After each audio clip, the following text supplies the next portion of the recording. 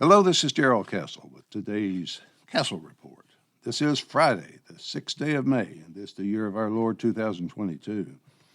I will be talking about the truth, the extraordinary efforts the Biden administration is taking to keep us from finding it. Specifically, I will address the government's new Disinformation Governance Board, formed under the Department of Homeland Security to ferret out all the disinformation and misinformation floating around and restrict us simpletons to the truth, as the federal government defines it. When George W. Bush consolidated several government agencies under the title of Homeland Security, I knew it was a frightening idea. The name just sounds scary, like it belongs in the history books of some despotic regime with a title like Gestapo or something. At least it doesn't belong in America. My fears about that agency have proven to be correct, as mission creep has expanded its role from one mission to the next. A primary mission of Homeland Security is to secure the homeland, but that is the one thing it refuses to do. Securing the homeland starts with securing the border, but this administration refuses to perform even that simple task. The border no longer exists under the current Department of Homeland Security, which repeatedly sends its head, Alejandro Mayorkas, before Congress to give lip service to the administration's lies about the border. Now, Secretary Mayorkas has a new task, and that is finding out and eliminating disinformation or misinformation from our minds. The federal government, which seems to have a hard time telling the truth about anything, has appointed itself the Ministry of Truth, the determiner of truth, the decider of what we, the people, are able to see, hear, and say. I suppose it's almost fair to say that the federal government seeks to replace God in the lives of Americans. Have faith, they tell us, because we know what truth is. The Secretary testified that the new board has been created, quote, to combat misinformation ahead of the 2022 midterms, end quote. It is to be focused specifically on irregular migration and on Russia, even more specifically to minority groups, especially Hispanic or Latinx, as the left likes to call them. That announced focus tells me that the Democrats are concerned that they are losing some of their support among their most loyal base. Minorities have phones. They're apparently coming across the truth from time to time about irregular migration, better known as illegal immigration, and, of course, about Russia, stolen elections, bioweapons labs, laptops from hell, and so on and so forth. If you define those on the bottom rung of society, of all races, as a minority, those people may be starting to wise up about what's happening. That's probably frightening to those who own their votes. They are constantly told the Democrats are their party. They will be taken care of in their rightful place at the bottom. Minimum wages will be periodically raised. Stimulus money will come their way. The truth, however, is somewhat different, and perhaps the bottom minority is starting to see it. Rest comfortably at the bottom, they say, because we feel your pain. One cannot rest comfortably on the bottom anymore, even in the caring hands of the federal government, because the bottom is constantly moving. The powers that be are bringing in more and more to the bottom, so its numbers are constantly expanding downward. Now those at the bottom must compete with the bottom of every country in the world. That's plain for anyone to see. That fact must be labeled disinformation, and a giant new government board must be formed to keep us from seeing, hearing, or talking about that fact. Those at the bottom become more powerless with each passing day. Advances in technology render their jobs obsolete if they're fortunate enough to have jobs. The jobs that are left done by hard-working, enterprising, irregular migrants, the migrants are not allowed to vote, at least in most states. So those at the bottom still have one useful purpose. That is, the votes to keep them at the bottom. Technology is a two-way street, as the left is finding out. President Obama reportedly used it to perfection to connect with his supporters and get out the vote, but it also allows access to knowledge for anyone interested. If one is not interested, then the husband, wife, or friend is interested, and that information cannot be allowed to escape from those who hold power. Power is the goal. It's the goal that those who access for it lust for, because it provides the means to inflict the ideological program preferred by those in power on the rest of us. Control of the access to information delivers power, thus the Disinformation Governance Board.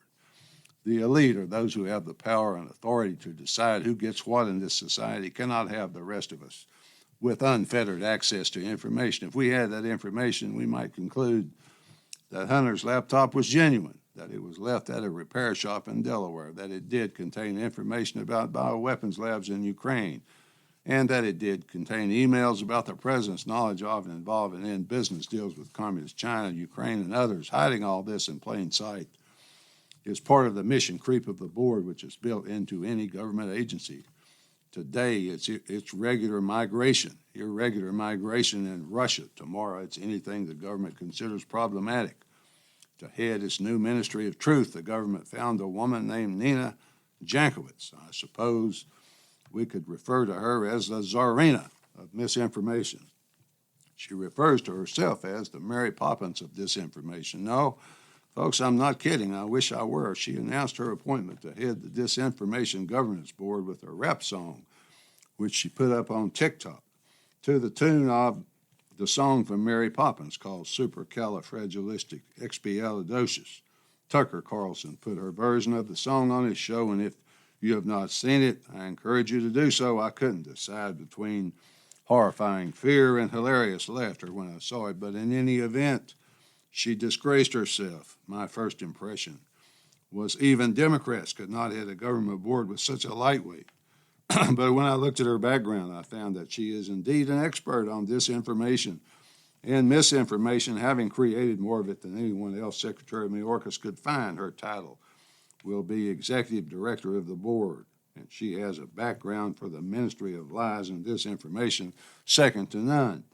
While on a Fulbright grant, she once served as a geopolitical interface between Russia and Europe, which gave her experience with Ukraine's own Ministry of Truth. I'm not kidding.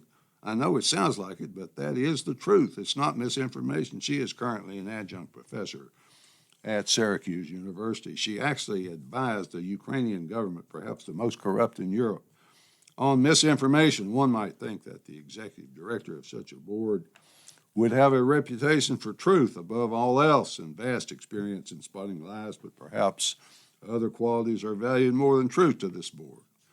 When the New York Post broke the story of Hunter's laptop, Jankowicz led the effort to dismiss the story as disinformation and Russian propaganda. She repeated the false claim created apparently by the CIA that 50 intelligence officers branded it Russian disinformation when the emails on the laptop turned out to be real. She decided it was part of an influence campaign and once again labeled it a fairy tale. Even now, she continues to claim it as Kremlin disinformation. So what is she? Just gullible, dishonest, blindly, blatantly partisan, or all those things mixed together? In any case, she doesn't appear to believe in freedom of expression as the right of all Americans. Of course, neither does the Biden administration. The new executive director of the Disinformation Governance Board, on her Twitter account, said, quote, she shudders to think about it if free speech absolutists were taking over more platforms, what that would look like for the marginalized communities, end quote. Well, the marginalized is what this is all about, isn't it? I mean, making more of them, blocking the truth from them, using a master of misinformation to stop the spread of truth to minority communities makes a lot of sense to this administration. I wonder if those in minority communities ever grow tired of being patronized and treated like children. It seems to me that this aspiring dictatorship is growing desperate and dangerous. Perhaps now would be a good time for we the people to draw the line. The administration seems paranoid about securing the narrative that we are all supposed to accept and live by. Never mind the evidence, just get the shot, like you're told and expected to do. When I say paranoid, I ask myself how much power and control is enough for mentally well-balanced people. They already have complete control over the corporate news media, but apparently they're still nervous that the truth might somehow escape. When you already have the Trusted News Initiative, or TNI, you still can't control the minds of enough people. When all your propaganda efforts have left a few brains unwashed, then your next step is obvious. Set up a powerful disinformation governance board whose real purpose is to spread disinformation and suppress the truth. The TNA, by the way, was founded in 2019. It includes just about every communications company you've ever heard of. It also includes all the companies owned by those companies, which means just about all of them. the daily newspaper in your hometown that you look at each morning for the late scores, PBS, CNN, Fox, the New York Times, the Washington Post, CBS, NBC, the Weather Channel, all have only a combined 6 owners thanks to the Trusted News Initiative.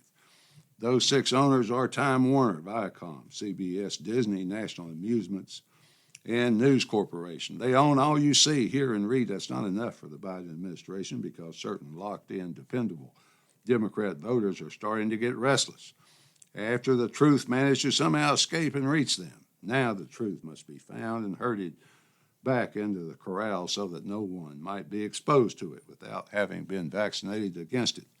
In conclusion, am I being too hard on this board? Could I be unfairly critical of the idea or even alarmist about it? The board, after all, has been created with no real power to enforce because once it finds misinformation, it must go through another agency for enforcement. We're supposed to believe that it will not monitor U.S. citizens, but no, I'm not being alarmist. I'm not being critical because that is not the point. The point is that this administration took an oath to protect and defend the Constitution, and instead they trample it underfoot. This board, this entire shut up because only we know the truth idea is fundamentally opposed to the Constitution's protection of individual freedom and inalienable rights. Finally, folks, this can't be allowed to happen. Are there no members of Congress and the Senate who see that it can't be allowed to happen? Well, yes, there are. Some of them have tough elections coming up. 2 bills have been introduced to defund the board in the House. Over in the Senate, some senators, such as Senator Paul Kennedy, have grilled Secretary Mayorkas in hearings if this idea does stand. Does it mean the end of America as we know it? No, only the end of the founders' idea of what America was supposed to be. At least that's the way I see it. Till next time, folks, this is Darrell Castle. Thanks for listening.